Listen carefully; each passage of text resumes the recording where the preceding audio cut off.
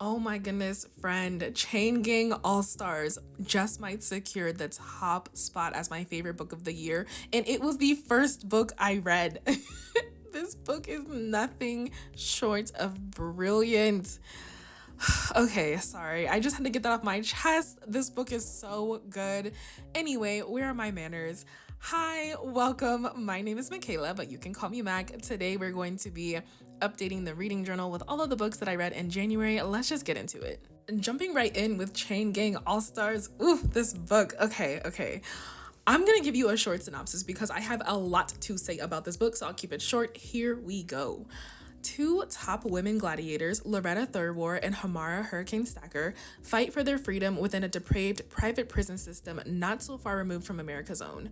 They are the Chain Gang All-Stars in this death row inmate program called CAPE, or Criminal Action Penal Entertainment, a highly popular, highly controversial, profit-raising program in America's increasingly dominant private prison industry.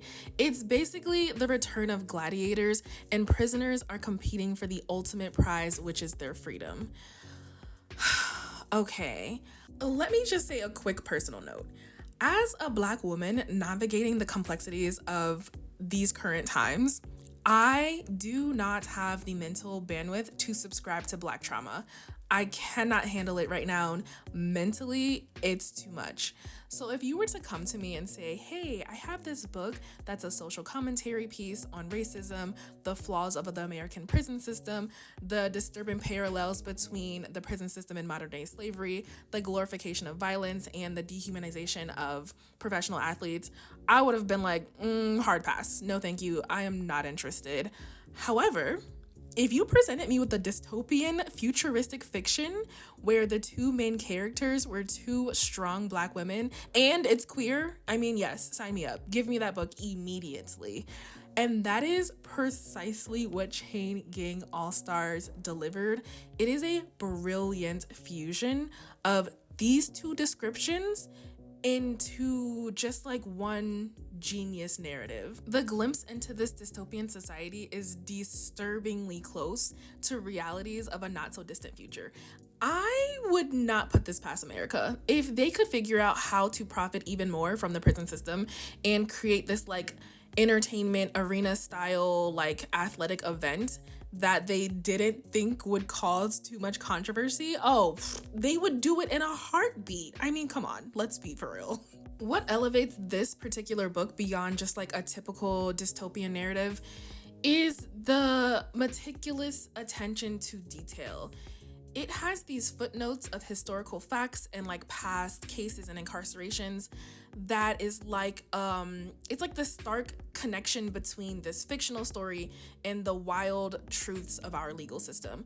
For example, in the book, there's this scene where the 17-year-old is in the arena and the announcer makes this comment that he might be the youngest person ever to be sentenced to death. Then the footnote comes in and it talks about George Stinney Jr., who was accused of killing two white women back in 1944 and was sentenced to death when he was 14 years old. Well, 70 years later, he was actually exonerated. The footnotes also contain snippets from US history and US law, which it kind of adds this layer of like authenticity, and I think it like embarrassingly highlights, just the realities of some unchecked systematic issues within America. For example, there's this footnote about the universal acceptance as part of an international law that tear gas is prohibited for use in wars. However, tear gas is considered a riot control agent, which exempts it from chemical weapons law. So it's regularly used by police on citizens in city streets while being prohibited from war zones. And I mean, these two footnotes were just examples of some that stuck with me after reading this book. But specifically, like the tear gas one, I had no idea that was even a thing. Like, I didn't even know that. I don't know. Long story short, this book is phenomenal. If you're looking for a book that explores the darkest corners of our societal flaws while also telling this, like, fictional, futuristic story in a disturbingly entertaining way. And I mean disturbingly entertaining because it is entertaining, don't get me wrong. But it's like, ugh, I feel bad for being entertained. Does that make sense? I don't know. This book is it. Read this book. It is so good. I was even telling my husband about this book and he was like, hold on, wait, don't say anymore. Like, this book sounds really good. I'm gonna get the audiobook and listen to it. So he finished it and he also really, really enjoyed it. One note that I will say, and I promise I will stop talking about this book. I know that when I was reading some of the reviews, a lot of people mentioned that the point of views were kind of hard to follow because there's like multiple POVs in this book, which I can understand, but I would recommend listening to the audiobook. It has 4 different narrators, so it's pretty clear when the point of view switches. And I think that was just another genius thing that this author did in this book. You get so many points of views. Like, you get of course, the 2 main characters, you get other inmates, you get spectators' point of views, protesters, news anchors, people on the board that created this whole system. So although you're getting this story, and the story is about Third War and Hurricane Stacks, it's way, way, way more than that. And it's not linear. It just paints this beautiful picture of how did we get here? Where are we now? How do people feel about this? It's just so good. I'd recommend this book to anybody. It's so good. Okay, we gotta move on to the next book. I also read The House in the Cerulean Sea. This story follows Linus Baker, a 40-year-old man leading a quiet life and working for the department in charge of magical youth, where he monitors and assesses different orphanages. One day, he is assigned a highly classified assignment where he is sent to review an orphanage where 6 dangerous children reside. His task is to decide if the home is deemed safe enough to stay open or if it should be closed. But the guardian of the house, Arthur Panassis, will do anything to protect his wards. As Arthur and Linus grow ever closer, Linus must choose between duty and his dream. So this book was like a sweet hug wrapped in magical wonder. I loved learning about each of the children and their ability and watching them be loved and cared for. Lucy's ability was supposed to make him obviously unlikable by society standards, but I thought he was hilarious. I thought he was so mature for his age. He had so many funny like one-liners and scenes. I also really liked Chauncey. Oh, poor Chauncey. He was so cute. His simple dream of becoming a bellhop was overshadowed by the way people treated him due to his appearance.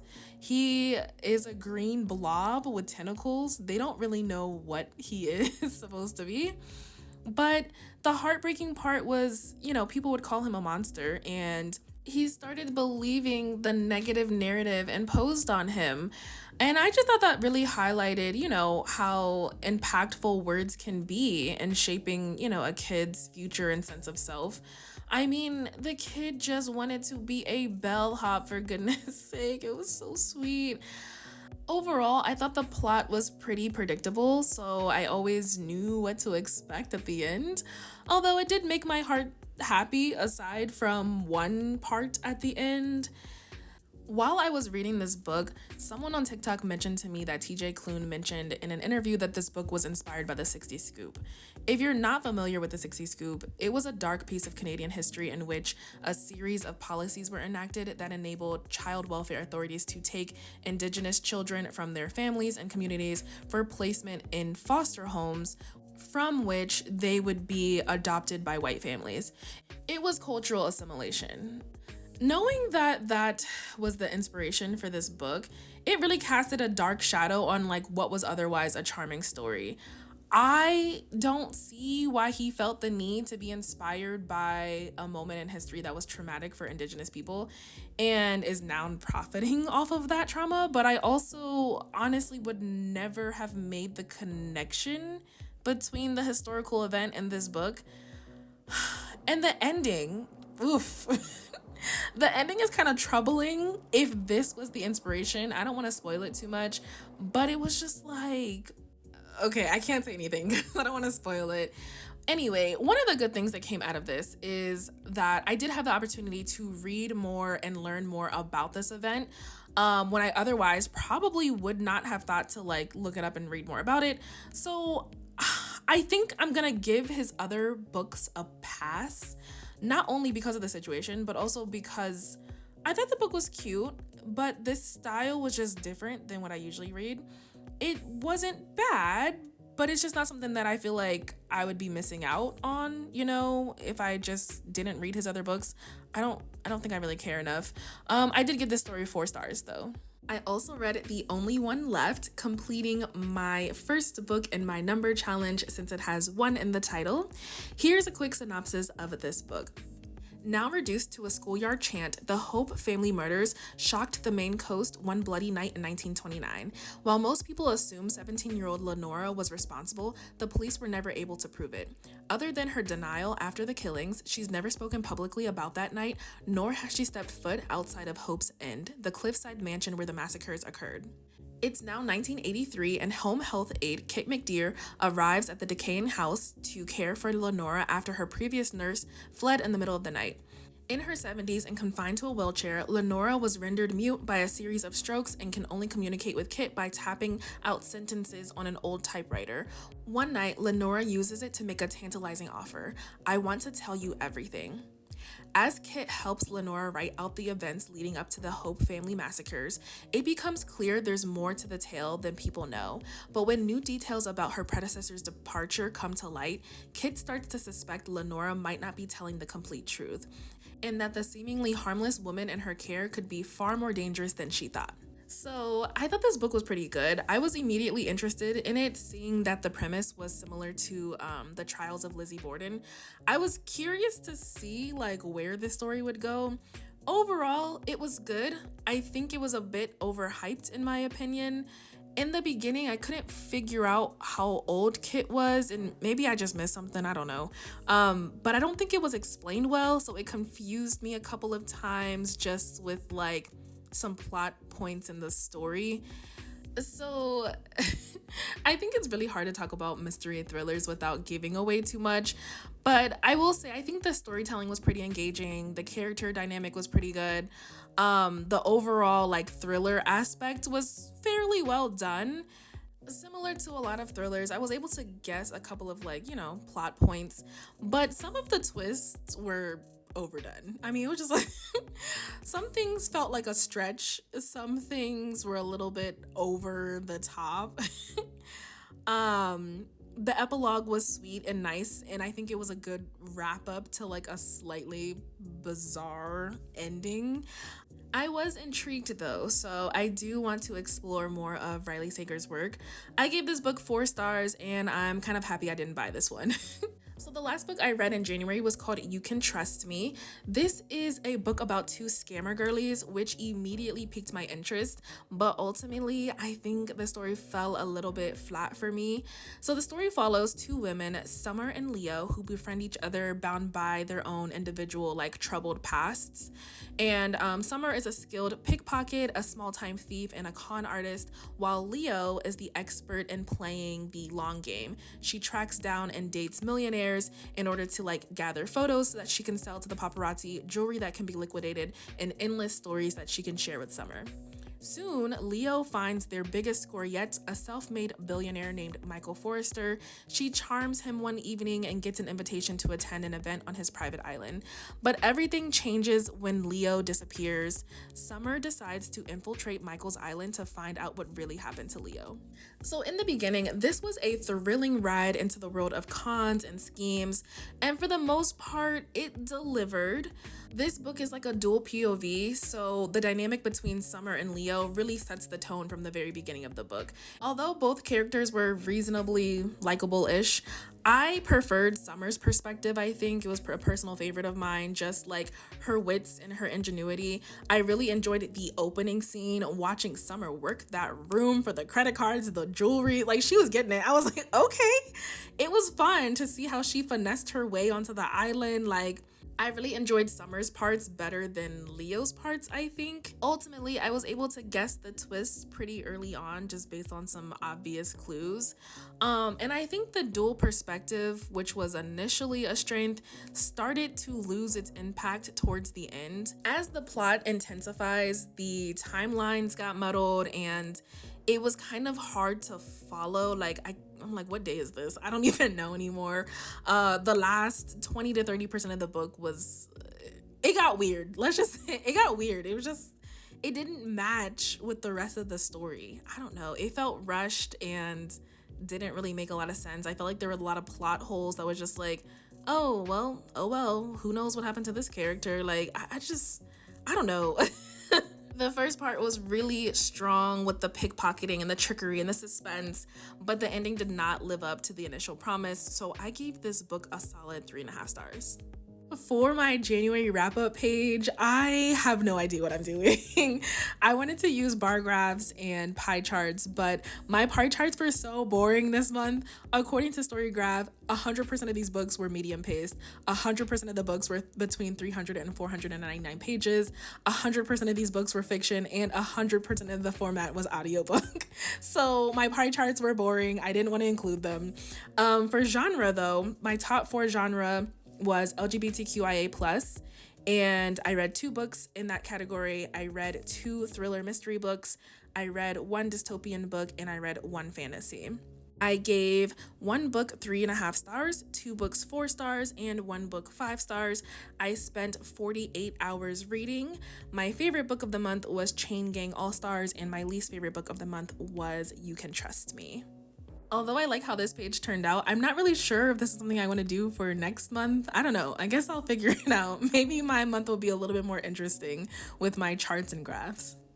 And here is a flip through of all of the final pages. For my reading tracker for January, I did pretty good. I read every day except for 5 days in January, but I will say I found some days I would like listen to like 10 minutes of a book just so I could color in a square.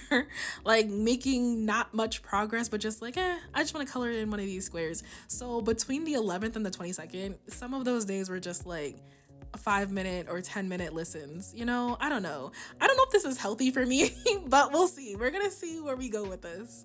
1 book down on the number challenge and 8 books to go. I bought 2 books in January, so I spent $15.35 on those 2 books, and I added them to my bookshelf. I didn't fill in my book bracket yet. I think I'll wait maybe mid-year or at the end of the year to fill this all in, but we already know January is Chain Gang All Stars. Let's be honest, this might end up actually being the book of the year. We are also making good progress on this 30 before 30. We read 3 books on this list so far, and that's about right. Because October is 10 months away, so 3 books a month, that makes sense. I think we should be able to get this. The Wake Up Call was the first book I actually started this year, but I did not finish it, so I'm rolling that over to February. It's not that it's a bad book, I just am not in the mood for it.